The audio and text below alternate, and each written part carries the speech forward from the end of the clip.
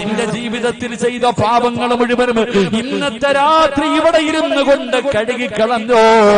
ഒരുപാട് സിനിമ കണ്ടിട്ടുണ്ട്, ഒരുപാട് സീരിയൽ കണ്ടിട്ടുണ്ട്, ഒരുപാട് സിനിമാ നടന്മാരുടെ ഔറത്ത് കണ്ടിട്ടുണ്ട്, ഒരുപാട് ചെറുപ്പക്കാരുടെ ഔറത്ത് കണ്ടിട്ടുണ്ട്. എല്ലാം അല്ലാഹു പുറത്തു തരും പെണ്ണ്. കാരണം അല്ലാഹു ഗഫൂറാ, അല്ലാഹു റഹീമാ. കടലിന്റെ തിരമാലകളോളം പാപം ചെയ്താൽ നിന്റെ റബ്ബ് പുറത്തു തരുമല്ലോ. അല്ലാഹയല്ലേ പറഞ്ഞത് എന്നോട് ചോദിക്കാൻ, അല്ലാഹയല്ലേ പറഞ്ഞത്. നീ എത്ര പാപം ചെയ്താലും പേടിക്കണ്ട, എത്ര വലിയ ദ്രോഹം ചെയ്താലും പേടിക്കണ്ട, എന്നോട് ചോദിക്ക്. എനിക്ക് തൗബ ചെയ്യുന്നവരെ വല്ലാത്ത ഇഷ്ടമാ, എനിക്ക് തൗബ ചെയ്യുന്നവരെ വല്ലാത്ത ഇഷ്ടമാ. ഒരു തെറ്റ് ചെയ്തു, തൗബ ചെയ്തു, പിന്നെയും ചെയ്തു, പിന്നെയും തൗബ ചെയ്തു, പിന്നെയും തെറ്റ് ചെയ്തു, പിന്നെയും തൗബ ചെയ്തു. അല്ലാഹു നിന്നോട് വെറുപ്പല്ല, സ്നേഹം കൂടും പെങ്ങള്. അതുകൊണ്ട് തെറ്റുപറ്റാത്ത ആരുമില്ല, പാപം ചെയ്യാത്ത ആരുമില്ല. പക്ഷേ ചെയ്തുകൊണ്ടിരിക്കുന്ന പാപങ്ങൾ പിന്നെയും പിന്നെയും ചെയ്യുന്നത് നല്ലതല്ല. അതുകൊണ്ടാ മഹാന്മാര് പറഞ്ഞത്, ഈമാനില്ലാത്തതിന്റെ അടയാളം അറിയണോ. അതാ മുഫസ്സിരീങ്ങൾ പറയുകയാ, ഈമാനുള്ള ഒരു മനുഷ്യന്റെ അടയാളം പറയട്ടെ. എല്ലാരും മുസ്ലിമീങ്ങളാണ്, നിസ്കരിക്കുന്നവരാണ്, നല്ല കാര്യങ്ങൾ ചെയ്യുന്നവരാണ്, കേൾക്കുന്നവരാണ്, നബിയുടെ പേരിൽ സ്വലാത്ത് പറയുന്നവരാണ്. എങ്കിൽ ഈമാനുണ്ടോ? നിങ്ങൾക്ക് ഈമാനുണ്ടോ? ടെസ്റ്റ് ചെയ്യണോ ചെറുപ്പക്കാരാ? നീ ഒരു യഥാർത്ഥ വിശ്വാസിയാണോ? യഥാർത്ഥ വിശ്വാസിയാണോ? ഈമാനുള്ള മനുഷ്യന് രണ്ടടയാളമുണ്ടെന്ന് മഹാന്മാരവിടെന്ന് പഠിപ്പിക്കുകയാ. ഒരു മനുഷ്യന് ഈമാനുണ്ടോ എന്നറിയാൻ രണ്ടടയാളങ്ങൾ ഞാൻ പറഞ്ഞു തരാം. ഈ പറയുന്ന ഗുണങ്ങൾ എന്റെയോ നിങ്ങളുടെയോ ജീവിതത്തിൽ ഉണ്ടെങ്കിൽ അവൻ ഈമാനുണ്ട്, ഇല്ലെങ്കിൽ അവൻ ഈമാനില്ല. അള്ളാഹു നമ്മളെ കാത്തിരക്ഷിക്കുമാറാകട്ടെ, ഉറക്ക അള്ളാഹു കാത്തിരക്ഷിക്കുമാറാകട്ടെ. എന്റെ പ്രിയമുള്ള സഹോദരങ്ങളെ, രണ്ട് നന്മകൾ ഞാൻ പറഞ്ഞു തരാം. ഒന്ന്, മഹാന്മാരായ മുഫസ്സിരീങ്ങൾ പറയുന്നു, നന്മ ചെയ്യാൻ അവസരം കിട്ടി, ഒരു നല്ല കാര്യം ചെയ്യാൻ അവസരം കിട്ടിയിട്ട് അത് പാഴാക്കി കളഞ്ഞു.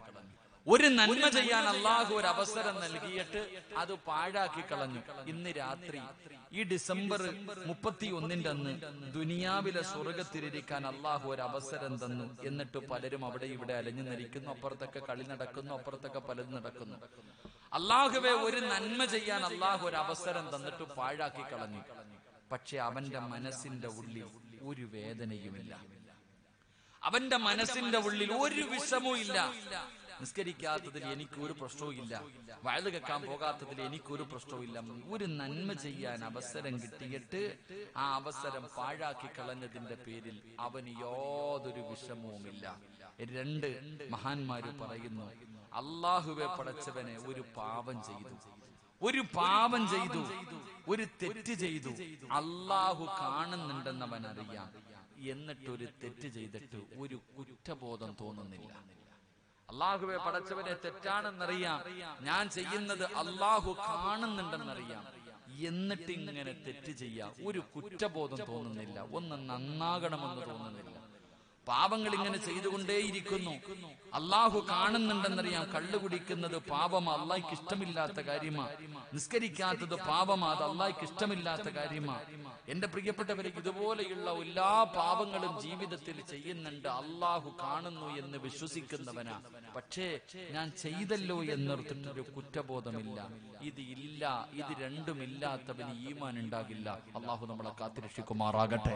അതുകൊണ്ട് എന്റെ പ്രിയപ്പെട്ടവരോട് പറയുകയാ, സഹോദര, ജീവിതത്തിൽ ഞാനും പാപം ചെയ്തിട്ടുണ്ട്, നിങ്ങളും പാപം ചെയ്തിട്ടുണ്ട്.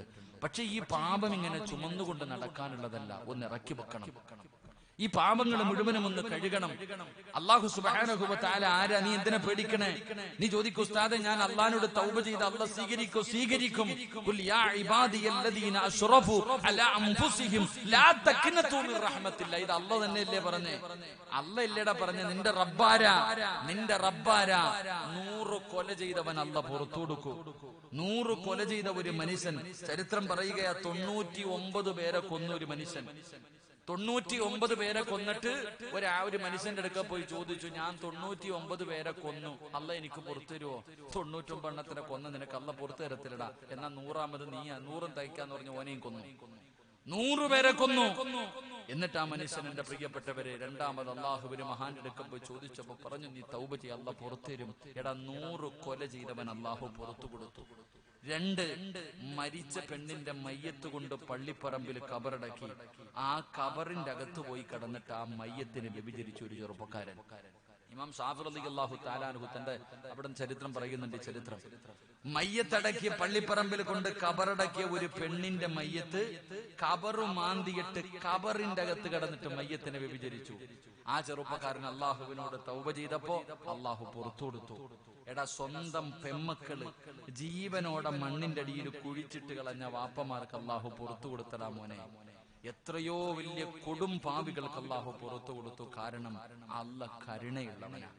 അതുകൊണ്ട് എന്റെ പെങ്ങളോട് പറയുകയാ, പെങ്ങളെ, ജീവിതത്തിൽ ഇന്ന് വരെ ചെയ്തത് മുഴുവനും അള്ളാഹുവിന്റെ മുന്നിൽ ഒന്ന് പൊട്ടിക്കരഞ്ഞിട്ട് ഏറ്റുപറ. അള്ളാഹു പുറത്തു തരും. അള്ളാഹു നമ്മുടെ പാപങ്ങൾ പുറത്തുതരുമാറാകട്ടെ. ഉറക്കല്ലാഹു നമ്മുടെ ജീവിതത്തിൽ ചെയ്ത എല്ലാ പാപങ്ങളും അള്ളാഹു പുറത്തുതരുമാറാകട്ടെ. ആ പൊറുക്കാനുള്ള വഴി എന്താ? ആ പൊറുക്കാനുള്ള വഴിയാണ് പരിശുദ്ധമായ ഖുർആനിലെ ഒരൊറ്റ ആയത്ത്. അള്ളാന്റെ ഖുർആനിൽ ഒരു ആയത്ത് ഞാൻ പറയാം. ആ പറയുന്ന ആയത്ത് ഇഖ്ലാസോടുകൂടി ഇന്ന് ഈ സദസ്സിൽ ഇരുന്നു കൊണ്ട് എല്ലാവരും ആത്മാർത്ഥമായിട്ട് ഓതിയിട്ടേ പിരിയാവൂ. അള്ളാഹു ഭാഗ്യം തരുമാറാകട്ടെ. ഇൻഷാ അല്ലാഹ് ഓതിക്കൂടെ? നീയത്ത് ചെയ്യുന്നവരൊക്കെ ഒന്ന് കൈവക്കിക്കുക, ഓതാന്ന്. ആ കൈവക്കാത്ത ഞാൻ അതിനകത്ത് എപ്പോഴും ഉണ്ട്.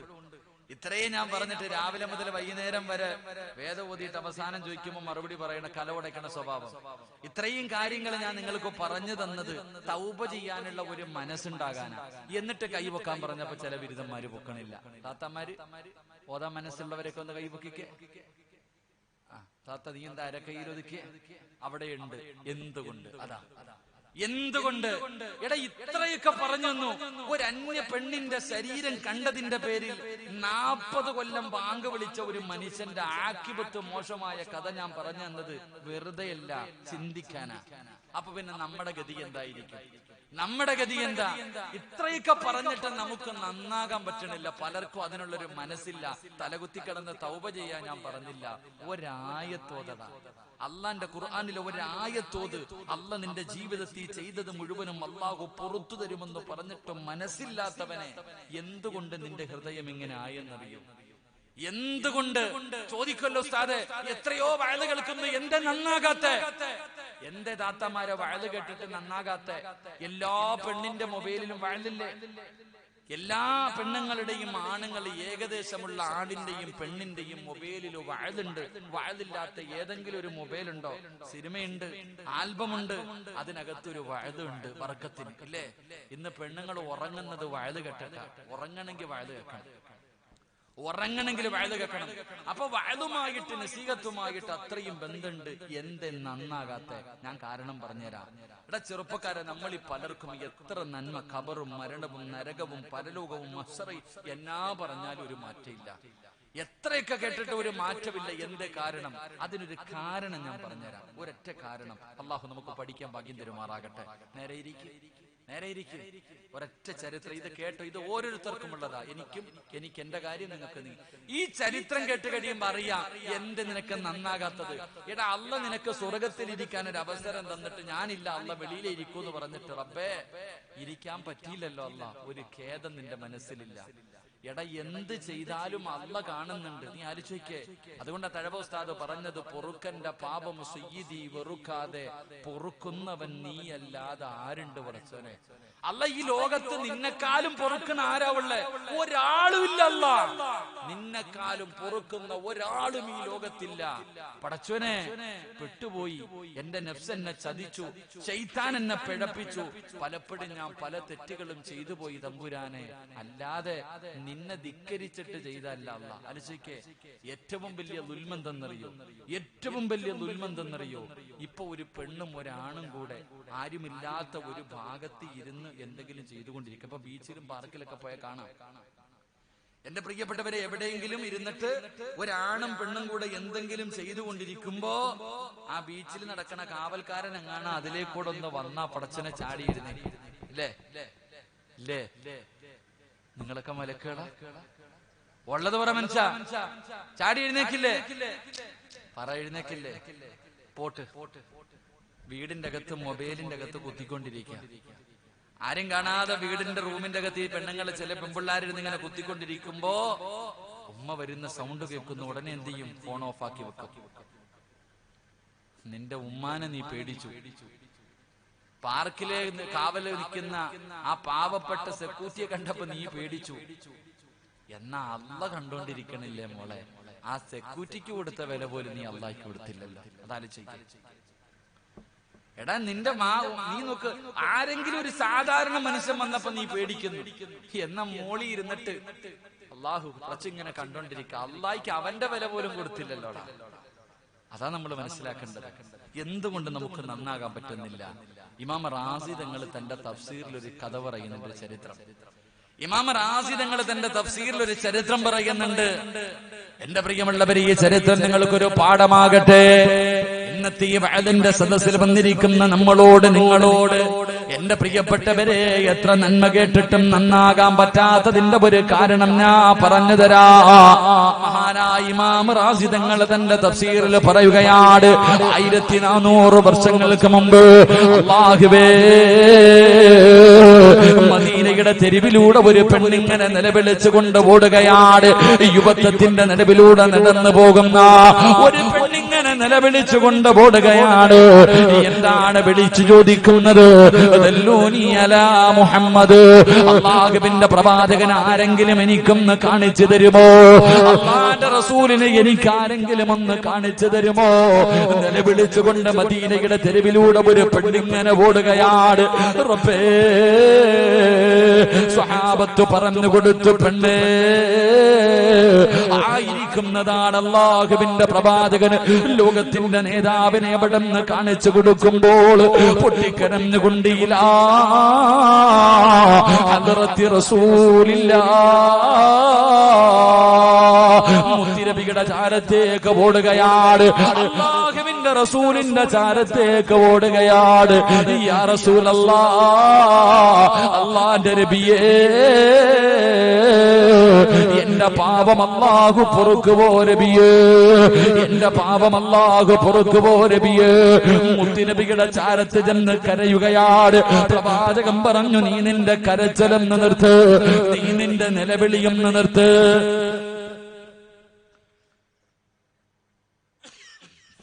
നീ നിന്റെ നിലവിളിയൊന്ന് നിർത്ത്. എന്താണ് നിന്റെ ജീവിതത്തിൽ സംഭവിച്ചത്? എന്തിനാണ് നീ കരയുന്നത്? അല്ലാഹുവിന്റെ പ്രവാചകൻ അവിടെന്ന് ചോദിക്കുമ്പോ ഈ പെണ്ണ് പറയുന്നു, യാ റസൂലല്ലാഹ്, നബിയേ, ഞാനൊരു പാപം ചെയ്തു നബിയേ, ഞാൻ എന്റെ ജീവിതത്തിൽ ഒരു പാപം ചെയ്തു, വലിയ ഒരു ദ്രോഹം ചെയ്തവളാണ് ഞാൻ. അല്ലാഹുവിന്റെ പ്രവാചകൻ ചോദിച്ചു, എന്താണ് നിന്റെ ജീവിതത്തിൽ ചെയ്തത്? യാ റസൂലല്ലാഹ്, എന്റെ ഭർത്താവ് ഒരു കച്ചവടക്കാരനാ, എന്റെ ഭർത്താവ് ഒരു കച്ചവടക്കാരനാ. എന്റെ ഭർത്താവ് പോയി കഴിഞ്ഞാൽ മാസങ്ങൾ കഴിഞ്ഞേ വരാറുള്ളൂ, പോയാൽ ഒരുപാട് മാസങ്ങൾ കഴിഞ്ഞിട്ടേ വരാറുള്ളൂ. എന്റെ ഭർത്താവ് അങ്ങനെ ജോലിക്ക് പോയപ്പോ ഇന്നീ സനയിതു യാ റസൂലല്ലാഹ്, ഞാൻ അവിടുന്ന് വ്യഭിചരിച്ചു നബിയേ. ഒരന്യ പുരുഷനെ എന്റെ വീട്ടിലേക്ക് വിളിച്ചു വരുത്തി, ഞങ്ങൾ ശാരീരികമായി ബന്ധപ്പെട്ടു, ഞങ്ങൾ അവിടുന്ന് വൻപാപം ചെയ്തു, ഞങ്ങൾ രണ്ടുപേരും വ്യഭിചരിച്ചു. ആ പെണ്ണ് പറയുകയാണ്, ആ വ്യഭിചാരത്തിലൂടെ ഞാൻ ഗർഭിണിയായി, ആ വ്യഭിചാരത്തിലൂടെ ഞാൻ ഗർഭിണിയായി. യാ റസൂലല്ലാഹ്, ഞാൻ ആരോടും പറഞ്ഞില്ല നബിയേ, ഒരാളും അറിഞ്ഞില്ല, ഒരാളെയും അറിയിച്ചില്ല. കാരണം ഭർത്താവ് നാട്ടിലില്ല, ഇനി മാസങ്ങൾ കഴിഞ്ഞേ വരാറുള്ളൂ, മറ്റൊരാളും വീടിന്റെ അകത്തില്ല. അതുകൊണ്ട് ആരോടും പറയാതെ, ആരും അറിയാതെ ഞാൻ എന്റെ വയറ്റിൽ ചുമന്നുകൊണ്ട് നടന്നു നബിയേ. 9.5 മാസം കഴിഞ്ഞു. അല്ലാഹ്, അവിടെ ഒരാൺകുഞ്ഞിനെ ജന്മം കൊടുക്കുകയാ. അവിടെ ഒരാൺകുഞ്ഞിനെ പ്രസവിച്ചു. പ്രസവം കഴിഞ്ഞപ്പോ എന്ത് ചെയ്തെന്നറിയോ പെങ്ങള്? എന്ത് ചെയ്തെന്നറിയോ പെങ്ങള്? തന്റെ പൊന്നാര മകന്റെ കഴുത്തു ഞെരിച്ചങ്ങു കൊല്ലുകയാ. അല്ലാഹുവേ, 9.5 മാസക്കാലം ഗർഭം ചുമന്നു. മരണവേദനയുടെ വേദനയും നൊന്ത് പ്രസവിച്ചു. തന്റെ പൊന്നാര മകന്റെ കഴുത്തു ഞെരിച്ചങ്ങ് കൊല്ലുകയാണ്. എന്നിട്ടെന്ത് ചെയ്തെന്നറിയോ? മയ്യത്തെന്ത് ചെയ്തെന്നറിയുവോ? പടച്ചവനെ, ഈ പെണ്ണിനൊരു ജോലി ഉണ്ടായിരുന്നു. സുർക്കയുടെ കച്ചവടം നടത്തുന്ന പെണ്ണായിരുന്നു. എന്നിട്ട് പടച്ചവനെ ആ പെണ്ണ് പറയുകയാ, ഏറ്റവും കൂടുതൽ പവർ കൂടിയ, ഏറ്റവും കൂടുതൽ പവർ കൂടിയ സുർക്കയുടെ ഭരണിക്കകത്ത് എന്റെ കുഞ്ഞിന്റെ മയ്യത്ത് ഞാനിട്ടു അടച്ചു വെച്ചു നബിയേ. പെങ്ങളെ, നെല്ലിക്ക ഉപ്പിലിടുമല്ലോ, മാങ്ങ ഉപ്പിലിടുമല്ലോ, ഇതുപോലെ തന്റെ കുഞ്ഞിന്റെ മയ്യത്തിന് ആ സുർക്കയുടെ ഭരണിക്കകത്ത് ഇട്ടുവെക്കുകയാ. അതിനകത്ത് കിടന്ന് അഴുകുകയാ. കുഞ്ഞിന്റെ ഇറച്ചി മുഴുവനും അതിനകത്ത് കിടന്ന് അഴുകുകയാ. ഇറച്ചി മുഴുവനും അതിനകത്ത് അഴുകിയങ്ങ് ചേർന്നു. അത് കഴിഞ്ഞ് എല്ലുകൾ ദ്രവിക്കാൻ തുടങ്ങി. തന്റെ കുഞ്ഞിന്റെ എല്ലുകൾ ദ്രവിക്കാൻ തുടങ്ങി. എല്ലാം അതിനകത്തങ്ങ് അലിഞ്ഞു ചേർന്നു. എല്ലാം അതിനകത്ത് അലിഞ്ഞു ചേർന്നു. ഒരടയാളവും കാണുന്നില്ല. ജ്യൂസ് അടിച്ച് ചേർക്കുന്നത് പോലെ കുഞ്ഞിന്റെ ഇറച്ചിയും എല്ലുമെല്ലാം അതിനകത്ത് അലിഞ്ഞു ചേർന്നു. ഒരടയാളവും കാണാതെ വന്നപ്പോ ഫജിഅ്തുഹാ, മുത്തുനബിയേ, ഞാനത് ജനങ്ങൾക്ക് കുടിക്കാൻ കൊടുത്തു നബിയേ. ഞാൻ കച്ചവടം നടത്തി നബിയേ. ഞാൻ വിറ്റു കാശ് വാങ്ങി നബിയേ. അല്ലാഹുവിന്റെ റസൂലിന്റെ കൈകാലുകൾ വിറയ്ക്കുകയാ. മുത്തുനബിയിരുന്ന് കരയുകയാ. താടിരോമത്തിലൂടെ കണ്ണുനീരിങ്ങനെ ഒഴുകുകയാ. അല്ലാഹുവേ, ഒരു പെണ്ണിനിങ്ങനെ ആകാൻ പറ്റുമോ തമ്പുരാന്? അല്ലാഹുവേ, ഇവൾ ഇങ്ങനെ ആകാറ്. പടച്ചവരെ, 3 പാപം, 1 വ്യഭിചരിച്ചു, 2 കൊല ചെയ്തു. പടച്ചവനെ, ആ കുഞ്ഞിനെ അതിനകത്തിട്ട് അതും കച്ചവടം നടത്തി. അല്ലാഹുവേ, മുത്തുനബിയിരുന്ന് കരയുകയാ. അല്ലാഹുവിന്റെ റസൂൽ ആ പെണ്ണിനോട് ചോദിച്ച ചോദ്യം എന്തെന്നറിയോ? തലമറയ്ക്കാതെ നടക്കുന്നത് പാപമാണെന്നറിയാത്ത ഏതെങ്കിലും ഒരു പെണ്ണുണ്ടോ? തലയുടെ ഒരു രോമം പോലും വെളിയിൽ കാണിക്കരുതെന്ന് നിന്റെ മതം പഠിപ്പിക്കുന്നല്ലോ. നീ പഠിച്ചിട്ടില്ലേ? അല്ലാഹുവിന്റെ റസൂൽ എവിടെന്ന് പറയുകയാ. നാളെ പടച്ച റബ്ബിന്റെ പരലോകത്ത് അല്ലാഹു ഒരു പെണ്ണിന്റെ തലയിലേക്ക് തീയുടെ ഒരു തൊപ്പി അല്ലാഹു ധരിപ്പിക്കുകയാണ്. ആ തൊപ്പി അങ്ങ് തലയിൽ വെക്കുമ്പോ സർവ്വതും മുലിച്ചിറങ്ങുകയാണ്. ആ പെണ്ണ് എന്തോ പാപമാ ചെയ്തത്? തലയിലെ ഒരു മുടി വെളിയിൽ കാണിച്ച് നടന്ന പെണ്ണിനല്ല കൊടുക്കുന്ന ശിക്ഷ ഇതാ. ഇതറിയാത്ത പെണ്ണുങ്ങളുണ്ടോ? ചെറുപ്പക്കാരാ, എടാ, പടിവെട്ടുന്നത് പോലെ മുടിവെട്ടാൻ പാടില്ല മോനെ. പടച്ചവര് മുടി ഇങ്ങനെ ഒരു സൈഡ് പറ്റപെട്ടി പിന്നെ ഇങ്ങനെ വളർത്തി നടക്കുന്നത് അത് പാപമല്ലേടാ? അല്ലാഹു ശപിച്ചവരല്ലേ? അല്ലാഹുവിന്റെ മലക്ക് ശപിച്ചതല്ലേടാ? നിനക്കതറിയുമല്ലോ, നിനക്കതറിയുമല്ലോ. എത്രയോ ഉസ്താദന്മാര് വാഴ്ന്നു പറഞ്ഞു, നിന്റെ ഉമ്മ നിന്നെ ഉപദേശിച്ചല്ലോ, എന്നിട്ടും എന്തേടാ ഇങ്ങനെ നടക്കുന്നത്? എന്തേ നന്നാകാത്തത്? എന്തേ നന്നാകാത്തത്? നിന്റെ ഹൃദയം ഇങ്ങനെ ആയതിന്റെ കാരണമാ പറയുന്നത്. അല്ലാഹുവിന്റെ റസൂൽ ആ പെണ്ണിനോട് ചോദിക്കുകയാ, നീ ഇങ്ങനെ ആകാനുള്ള കാരണമെന്താ? നിങ്ങൾ ചിന്തിച്ചു നോക്കും. മുത്തുനബിയുടെ മുന്നിൽ ഒരു പെണ്ണ് വന്നിട്ട് പറയുന്നു, നബിയെ, എന്റെ ഭർത്താവ് കച്ചവടക്കാരനാ, പോയാ ഗൾഫിൽ പോണ പോലെ 2 കൊല്ലമൊക്കെ കഴിഞ്ഞിട്ടേ വരത്തുള്ളൂ, മാസങ്ങൾ കഴിഞ്ഞിട്ടേ വരാറുള്ളൂ. അങ്ങനെ ഭർത്താവ് പോയപ്പോ ഞാൻ ഒരുത്തനുമായിട്ട് ശാരീരികമായി ബന്ധപ്പെട്ടു, അതിലൂടെ ഞാൻ ഗർഭിണിയായി, കലക്കാനും കൊല്ലാനും ഒന്നും നിന്നില്ല, ഞാൻ എന്റെ കുഞ്ഞിനെ ചുമന്നുകൊണ്ട് നടന്നു. കാരണം ഇക്ക നാട്ടിലില്ലല്ലോ, ഇക്ക നാട്ടിലില്ലാത്തത് കാരണം കൊണ്ട് നടന്നു, പ്രസവിച്ചിട്ട് കുഞ്ഞിനെ ഞാൻ തന്നെ അങ്ങ് കൊന്നു. എന്നിട്ട് ഉപ്പിലിടുന്നത് പോലെ സുർഖയുടെ ഭരണിക്കകത്തിട്ട് അടച്ചു വെച്ചു.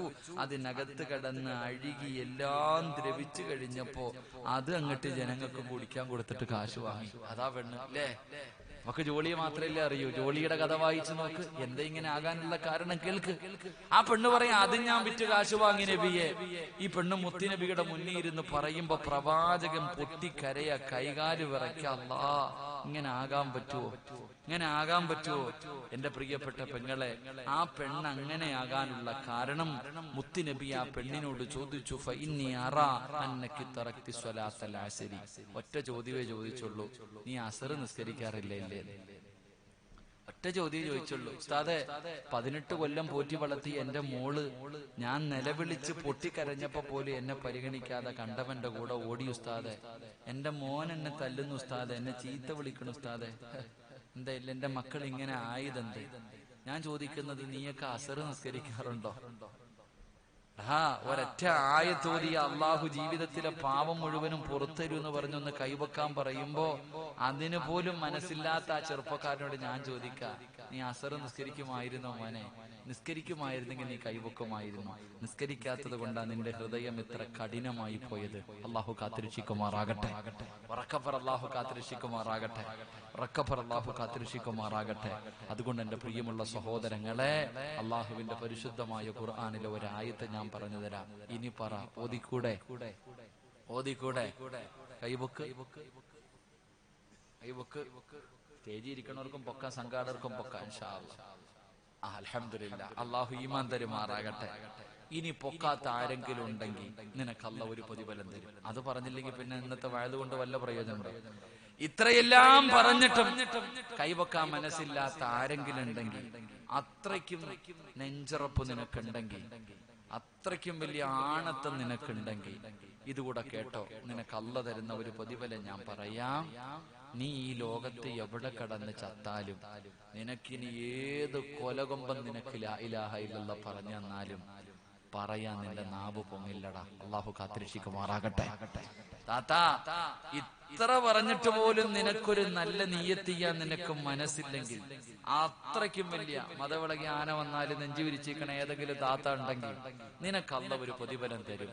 നീ എവിടെങ്കിലും കടന്ന് തീരുവല്ലോ, അന്ന് പള്ളിയിലെ ഖതീബോ ഏതെങ്കിലും സയ്യിദന്മാരോ തങ്ങന്മാരോ അല്ലെങ്കിൽ ഹാഫിദോ ആലിമോ ഹജ്ജ് ചെയ്ത ആളോ ഉംറ ചെയ്ത ആളോ ആരും നിനക്ക് ലാ ഇലാഹ ഇല്ലല്ലാഹ് പറഞ്ഞെന്നാലും നീ പറയൂല, നിന്നെ കൊണ്ട് പറ്റൂല. നീ പറയും, ഞാൻ കാഫിർ ചാകുന്നത് പോലെയാ ചാകുന്നതെന്ന് പറഞ്ഞിട്ടേ മരിക്കത്തുള്ളൂ. അള്ളാഹു കാത്തിരക്ഷിക്കുമാറാകട്ടെ. ഉറക്കപ്പർ അള്ളാഹു കാത്തിരക്ഷിക്കുമാറാകട്ടെ. അള്ളാഹു അങ്ങനെയുള്ള ഒരു മരണത്തെ തൊട്ട് നമ്മളെ കാക്കുമാറാകട്ടെ. അതുകൊണ്ട് എന്റെ പ്രിയമുള്ള സഹോദരങ്ങളെ, മഹാനായ റബീഅത്ത് ബിൻ ഹൈസം റളിയല്ലാഹു, റബീഅത്ത് ബിൻ ഹുസൈൻ റളിയല്ലാഹു തആല അൻഹു, ആ ചെറുപ്പക്കാരൻ ഉണ്ടായിരുന്ന ഒന്നാമത്തെ ഗുണം, അള്ളാഹുവിന് ഇഷ്ടപ്പെടാത്ത ഒരു കാര്യവും കണ്ണുകൊണ്ട് കാണൂല, പ്രത്യേകിച്ച് പെണ്ണുങ്ങളുടെ മുഖത്ത് പോലും നോക്കാറില്ല. അള്ളാഹു ആ ചെറുപ്പക്കാരന്റെ ആ നല്ല ഗുണം ഇന്നത്തെ രാത്രി മുതൽ, അത്രയൊക്കെ അല്ലെങ്കിലും കുറച്ചെങ്കിലും ജീവിതത്തിൽ സൂക്ഷിക്കാൻ അള്ളാഹു ഭാഗ്യം തരുമാറാകട്ടെ. ഉറക്കപ്പുറ അള്ളാഹു ഭാഗ്യം തരുമാറാകട്ടെ.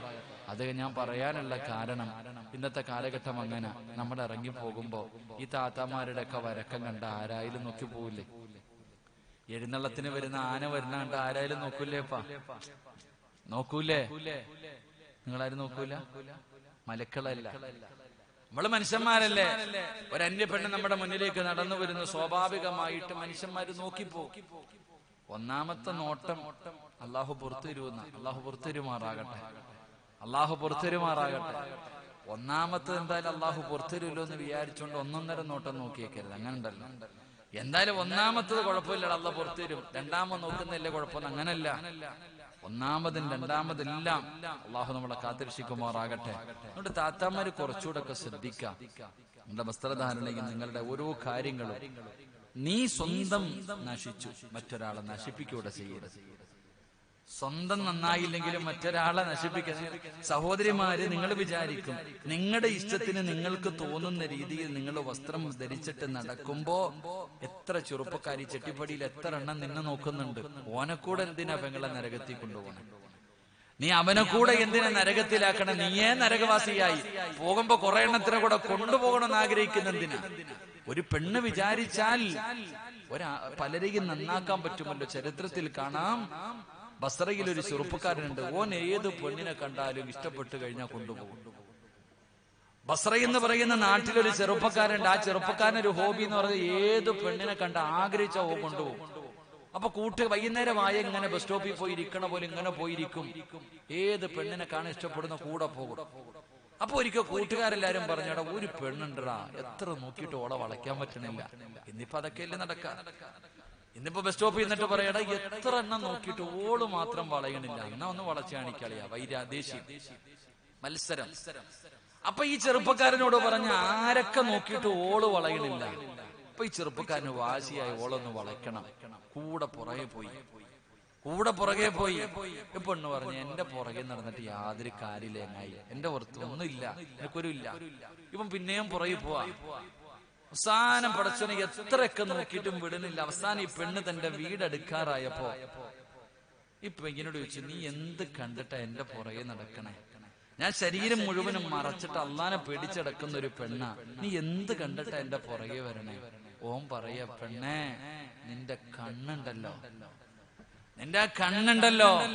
ആ മനോഹരമായ 2 കണ്ണുകളാ എന്നെ ഏറ്റവും കൂടുതൽ സ്വാധീനിച്ചത്.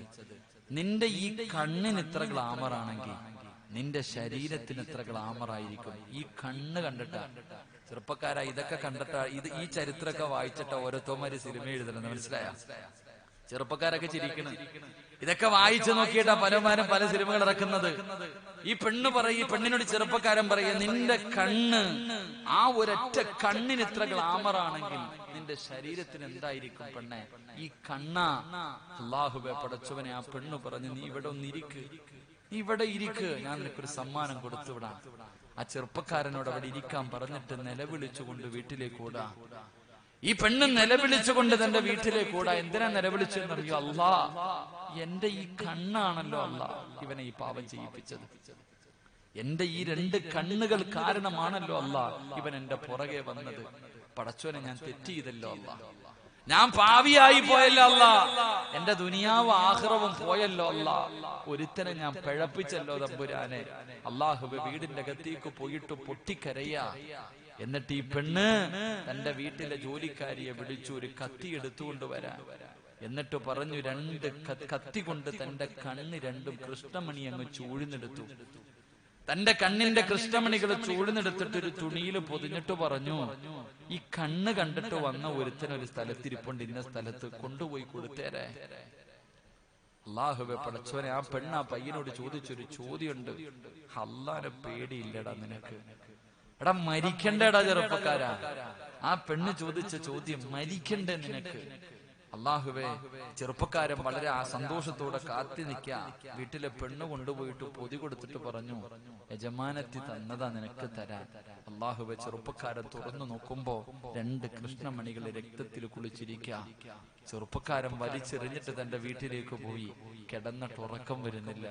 കിടന്നിട്ടുറക്കം വരുന്നില്ല. മനസ്സിലൊരു സമാധാനമില്ല. ഭക്ഷണം കഴിക്കാൻ കഴിയുന്നില്ല, ഉറങ്ങാൻ കഴിയുന്നില്ല. അവസാനം ഈ ചെറുപ്പക്കാരൻ എഴുന്നേറ്റ് ഈ പെണ്ണിനോടൊന്ന് പൊരുത്തം ചോദിക്കണമല്ലോ. ആ പെണ്ണ് ചോദിച്ച ചോദ്യം, നീ മരിക്കേണ്ടവനല്ലേടാ, നീ അല്ലാഹുവിനെ കുറിച്ച് എന്തേ ഓർക്കാത്തത്? ആ പെണ്ണ് ചോദിച്ച ഒരേ ഒരു ചോദ്യം ഇങ്ങനെ ഇടിത്തീ വീടുന്നത് പോലെ തന്റെ ഹൃദയത്തിൽ കിടക്കുകയാണ്. അവസാനമല്ലാ ആ പെണ്ണിന്റെ കാല് പിടിച്ചിട്ടൊന്ന് പൊരുത്തം ചോദിക്കാറ്. അവസാനം ആ ചെറുപ്പക്കാരൻ തന്റെ വീട് ലക്ഷ്യമാക്കി, ആ പെണ്ണിന്റെ വീട് ലക്ഷ്യമാക്കി നടന്നു വരുമ്പോ കാണുന്ന കാഴ്ച എന്തെന്നറിയോ? സുബ്ഹാനല്ലാഹ്, ആ സുന്ദരിയായ പെണ്ണിന്റെ മയ്യത്തിങ്ങനെ കൊണ്ടുപോകുന്ന രംഗമാണ്, ആ ജനാസ കൊണ്ടുപോകുന്ന രംഗമാണ്. കണ്ണ് ചൂടിനെടുത്തിട്ട് കണ്ണിലൂടെ രക്തം ഇങ്ങനെ ഒലിച്ചൊലിച്ച് അവസാനം ആ പെണ്ണു മരിച്ചുപോയി. ആ പെണ്ണിന്റെ മയ്യത്ത് കൊണ്ടുപോകുന്ന രംഗമാണ് കാണുന്നത്. അല്ലാ, നിലവിളിച്ചുകൊണ്ട് ഓടിയടി പെങ്ങള്.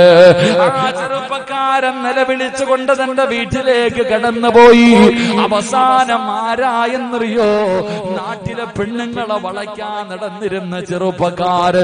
താൻ ഇഷ്ടപ്പെടുന്ന ഏത് പെണ്ണിനെയും പടച്ചവനെ തന്റെ വഴിതിയിലേക്ക് കൊണ്ടുവരുന്ന സൗന്ദര്യവാനായ ചെറുപ്പക്കാരൻ ആരായെന്നറിയുവോ? ലോകം അറിയുന്ന പണ്ഡിതനായി മാറിയെന്ന ചരിത്രം പഠിപ്പിക്കുമ്പോ ആ ബസ്രയിലെ തെരുവിൽ നടന്ന ചെറുപ്പക്കാരൻ ലോകമറിയുന്ന പണ്ഡിതനായെന്ന് ചരിത്രം പറയുമ്പോ നിങ്ങളെ ജനങ്ങളെ തെറ്റിലേക്ക് കൊണ്ടുപോകലല്ല, അവനെ നന്നാക്കാൻ നീ പരിശ്രമിക്കൂ, അതിന് കാരണക്കാരിയായി നടക്കൂ. അതുകൊണ്ട് എന്റെ പ്രിയമുള്ളവരോട് പറയുകയാണ്, അല്ലാഹുവിനെ ഭയന്നുകൊണ്ട് ജീവിക്കൂ. ചെയ്തു പോയത് മുഴുവനും പടച്ചറപ്പിന്റെ മുന്നിൽ ഏറ്റുപറഞ്ഞ് പൊട്ടിക്കരഞ്ഞ് തൗബ ചെയ്ത് പിരിയാ. അതുകൊണ്ട് ചെറുപ്പക്കാരാ, അല്ലാഹുവിന്റെ പ്രവാചകൻ ഓഫർ ചെയ്യുന്ന സ്വർണത്തിന്റെ സിംഹാസനം നിനക്ക് വേണോ? മുത്തുനബിയുടെ കൂട്ടുകാരനാകണോ? അനുസുതങ്ങൾ പറഞ്ഞതുപോലെ അല്ലാഹുവിന്റെ റസൂൽ മദീനത്ത് കിടക്കുന്ന മുത്തുനബി നിന്നെ സ്നേഹിക്കണോ? ആ പ്രവാചകന്റെ മുന്നിൽ നിനക്കൊരു സ്നേഹമോ വിലയോ വേണോ? ചെറുപ്പക്കാരാ, പെങ്ങളെ, ഹറാമുകൾ കാണുന്നത് ഒഴിവാക്കൂ. ഇന്നത്തെ രാത്രി ഇവിടെ ഇരുന്നു കൊണ്ട് നിയ്യത്ത് ചെയ്യൂ. അല്ലാഹുവേ, ആരെല്ലാം ഈ സദസ്സിലിരുന്നു കൊണ്ട് ഈ പരിശുദ്ധമായ സ്വർഗത്തിൽ ഇരുന്നു കൊണ്ട് ഉസ്താദേ, ഇന്നത്തെ രാത്രി മുതൽ ഹറാം കാണുന്നത് കഴിവിന്റെ പരമാവധി ഉപേക്ഷിക്കും ഉസ്താദ്. കഴിവിന്റെ പരമാവധി പാപങ്ങൾ കാണുന്നത് ഞാൻ ഒഴിവാക്കും. ഇനി എന്തെങ്കിലും സംഭവിച്ചു പോയാ ഞാൻ തൗബ ചെയ്യും ഉസ്താദ്. അല്ലാഹുവേ, ആരെല്ലാം ഇവിടെ ഇരുന്നു കൊണ്ട് ഇന്നത്തെ രാത്രി മുതൽ ഹറാം കാണില്ല എന്ന് പടച്ചവനെ നിയത്ത് ചെയ്യുന്നോ? അല്ലാ, മരിക്കുന്നതിന് മുമ്പ് ആ കണ്ണുകൊണ്ട് മുത്തുനബിയെ കാണാൻ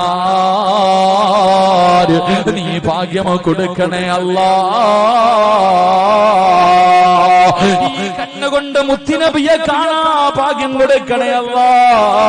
പടച്ചവനെ, പരിശുദ്ധമായ കഅബാലയത്തിന്റെ സൈഡില് സ്വർഗത്തിൽ നിന്ന് കൊണ്ടുവന്ന ഹജറുൽ അസ്വദ് എന്ന് പറയുന്ന ഒരു കല്ലുണ്ടല്ലോ, ആ കല്ല് മക്കത്ത് പോയിട്ടൊന്ന് കാണാൻ, അതിലൊന്ന് ചുംബിക്കാൻ നീ ഭാഗ്യം കൊടുക്കണേ അല്ലാ. അല്ലാഹുവേ, നിന്നെ കാണണ്ട കണ്ണാണല്ലാ, നിന്നെ കാണണ്ട കണ്ണാണല്ലാ.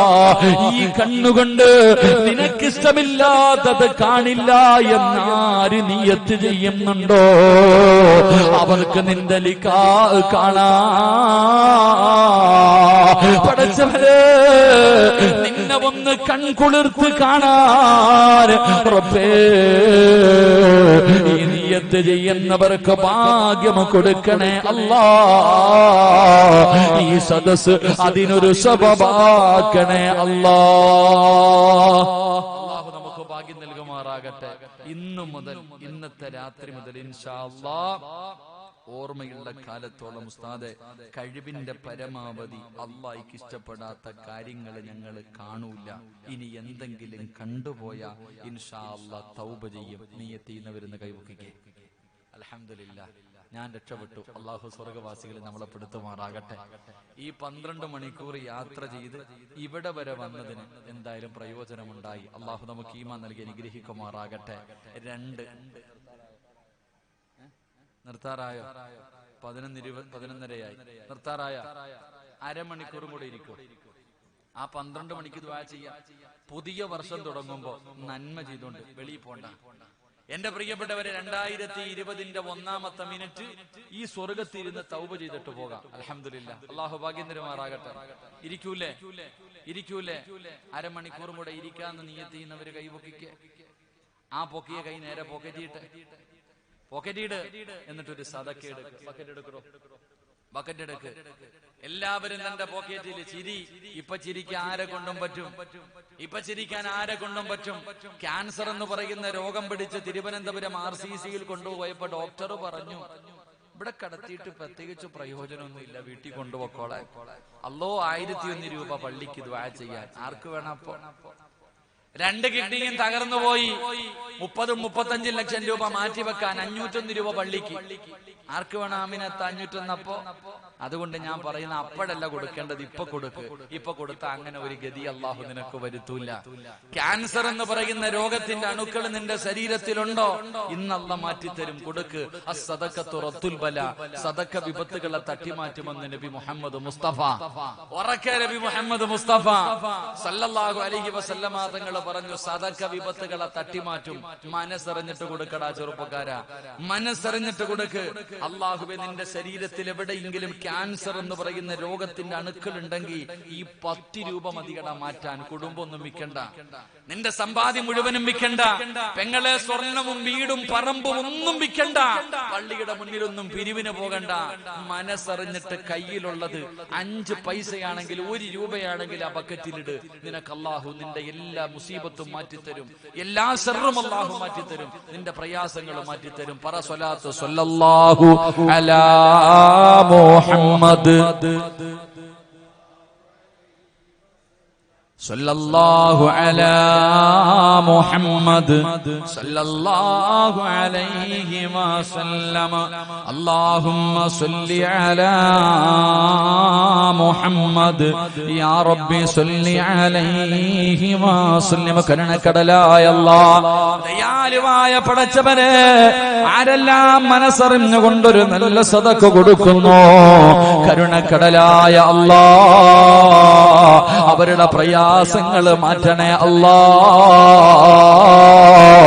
ഏതെങ്കിലും മാരകമായ രോഗത്തിന്റെ അണുക്കൾ അവരുടെ ശരീരത്തിലുണ്ടെങ്കിൽ ഈ സദഖയുടെ ബറക്കത്ത് കൊണ്ട് കരിച്ചു കളയണേ അല്ലാ. അല്ലാഹുവേ, മാരകമായ രോഗങ്ങളെ തൊട്ട് ക്യാൻസർ, ട്യൂമർ പോലെയുള്ള ശരീരത്തിന്റെ ഭാഗങ്ങളെ തളർന്നു പോകുന്ന, കിടന്ന കിടപ്പിൽ കിടന്ന് മലമൂത്ര വിസർജനം നടത്തേണ്ട ഒരവസ്ഥ ഈ പാപങ്ങൾക്ക് കൊടുക്കല്ലേ അല്ലാ. ആരെല്ലാം മനസ്സറിഞ്ഞുകൊണ്ട് കയ്യിലുള്ളതിലൊരു നല്ല സദഖ കൊടുക്കുന്നു, തന്റെ സമ്പാദ്യം മുഴുവനും മരുന്നു വാങ്ങാൻ വേണ്ടി മാറ്റിവെക്കുന്ന ഒരു മാരക രോഗമോ കൊടുക്കല്ലേ അല്ലാ. ഈ സദഖ അതിനൊരു സബബാക്കണേ അല്ലാ. എന്റെ പ്രിയമുള്ള സഹോദരങ്ങളെ, സഹോദരിമാര്, അല്ലാഹുവിന്റെ പ്രവാചകന്റെ കൂടെ നടന്ന അനസ് റളിയല്ലാഹു തആല അൻഹു, അതാ റബീഅത്ത് ഇബ്നു ഹുസൈം എന്ന് പറയുന്ന ചെറുപ്പക്കാരനോട്, നിന്നെ മുത്തുനബി കണ്ടാ സ്നേഹിക്കുമായിരുന്നു എന്ന് പ്രവാചകന് പറയാനുള്ള രണ്ടാമത്തെ, പ്രവാചകന് സ്നേഹിക്കുമായിരുന്നു എന്ന് പറയാനുള്ള രണ്ടാമത്തെ കാരണമെന്തെന്നറിയുവോ? ആ ചെറുപ്പക്കാരൻ ഉണ്ടായിരുന്ന രണ്ടാമത്തെ ഗുണമെന്തെന്നറിയുമോ? അവിടെന്ന് പറയുകയാ, അല്ലാഹുവിന്റെ പള്ളിയിൽ നിന്ന് ബാങ്ക് വിളിച്ചാൽ, അല്ലാഹുവിന്റെ പള്ളിയിൽ നിന്ന് ബാങ്ക് വിളിച്ചാൽ 5 വഖത്ത് നമസ്കരിക്കാ പള്ളിയിലേക്ക് നടന്നു പോകുന്ന ഒരു സ്വഭാവമുണ്ടായിരുന്നു. നിസ്കരിക്കാറ് പള്ളിയിൽ നിസ്കരിക്കാൻ പോകുന്ന ചെറുപ്പക്കാരനായിരുന്നു. ജമാഅത്തിനെ വല്ലാതെ ഇഷ്ടപ്പെട്ടിരുന്ന ചെറുപ്പക്കാരനായിരുന്നു. തന്റെ കാലുകൾ കൊണ്ട് പള്ളിയിലേക്ക് നടക്കുമായിരുന്നു എന്ന് ചരിത്രം പറയുമ്പോ സുബ്ഹാനല്ലാഹ്, ജമാഅത്തായുള്ള നിസ്കാരമുണ്ടല്ലോ. മഹാനായ ആ ചെറുപ്പക്കാരനുണ്ടായിരുന്ന രണ്ടാമത്തെ ഗുണം, പള്ളി നടന്നുപോയി ജമാഅത്തായി നിസ്കരിക്കുന്ന ഒരു നല്ല ഗുണമുണ്ടായിരുന്നു. പള്ളിയിലേക്ക് നടക്കുക, ജമാഅത്ത് നിസ്കരിക്കുക. അള്ളാഹു നമുക്ക് ഈമാൻ നൽകി അനുഗ്രഹിക്കുമാറാകട്ടെ. നമ്മള് പള്ളിയിലേക്ക് നടന്നു പോകുന്ന എത്ര പേരുണ്ട്? അള്ളാടെ പള്ളി നിസ്കരിക്കാൻ ഇന്നത്തെ ഏതെങ്കിലും ഒരു വക്കത്ത് നിസ്കരിക്കാൻ പള്ളിയിലേക്ക് നടന്നു പോയ ആണുങ്ങളൊക്കെ ഒന്ന് കൈവക്കിക്കും. നടന്നു പോയവര്, വണ്ടി പോയവര് ഞാൻ ചോദിച്ചില്ല. അൽഹംദുലില്ലാ, നിങ്ങൾ പിന്നെ പള്ളി ഇല്ലാത്തതുകൊണ്ട് വീട്ടിൽ നിസ്കരിച്ചാൽ മതി. അള്ളാടെ പള്ളിയിലേക്ക് നടന്നു പോയാൽ കിട്ടുന്ന പ്രതിഫലം അറിയോ? നിർത്താം. അള്ളാടെ പള്ളിയിൽ നിസ്കരിക്കാൻ നടന്നു പോകുന്നവർക്ക് അള്ളാഹു തരുന്ന പ്രതിഫലം ഞാൻ പറയാം. അള്ളാഹു ഈമാൻ തരുമാറാകട്ടെ. പറ, അള്ളാഹ് ഈമാൻ തരുമാറാകട്ടെ. അള്ളാഹ് ഈമാൻ തരുമാറാകട്ടെ. ഈ സിറാത്ത് എന്ന് പറയുന്ന ഒരു പാലുണ്ട്, അറിയോ? ചമ്രവട്ടം പാലം പോലല്ല. സിറാത്ത് എന്ന് പറയുന്ന ഒരു പാലുണ്ട്. ഈ പാല് മാത്രമേ ഉള്ളൂ സ്വർഗത്തിൽ പോകാനുള്ള ഏക വഴി. എല്ലാവരും ഈ പാലത്തിൽ കയറിയാലേ സ്വർഗത്തിൽ പോകാൻ പറ്റും. ഈ പാലത്തിന്റെ അവസ്ഥയെ കുറിച്ച് നിങ്ങൾക്കറിയോ? ഇതിന് വലിയ നീളമാണ്, വർഷങ്ങളോളം നീളമാണ്. കയറ്റം, നിരപ്പ്, ഇറക്കം എല്ലാം ഉണ്ട്. കോടാനി കോടാനി കോടാനി കൊല്ലം നടന്നാലും ഈ പാലം ഒന്ന് കടക്കാൻ പറ്റൂല. വർഷങ്ങളോളം നടക്കണം. എന്റെ പ്രിയപ്പെട്ടവരെ, 50,000 കൊല്ലം, 70,000 കൊല്ലം എന്നൊക്കെയാ പറയുക നടക്കേണ്ടത്. അപ്പൊ 70,000 കൊല്ലം എന്നൊക്കെ പറഞ്ഞ ഇവിടുത്തെ കൊല്ലം പോലെയല്ല. അവിടത്തെ ഒരു ദിവസം ഇവിടത്തെ 50,000 വർഷമാണ്. എങ്ങനെ? അവിടത്തെ ഒരു ദിവസം ഇവിടത്തെ 50,000 വർഷം. അപ്പൊ കാൽക്കുലേറ്ററിൽ പോലും കുത്തിയാ ഇതിനൊരു കണക്കുണ്ടാകില്ല. അപ്പൊ ഈ കിടക്കണ സിറാത്ത് എന്ന് പറയുന്ന നരകത്തിന്റെ മുകളിലൂടെ അള്ളാഹു വലിച്ചു കെട്ടിയിരിക്കുന്ന പെണ്ണെ, നിന്റെ ഒരു തലമുടി എടുത്തിട്ട് 7 ഭാഗമാക്കണം. ഇങ്ങനെ കട്ട് ചെയ്തിട്ടല്ല, ഇങ്ങനെ നീളത്തിൽ കീറണം. ഇങ്ങനെ 7 എണ്ണം ആക്കുമ്പോ അതിൽ ഒരെണ്ണെടുത്ത് ഇങ്ങനെ നോക്കണം എത്ര ഉണ്ടെന്ന്. ഇതാ അതിന്റെ കനം.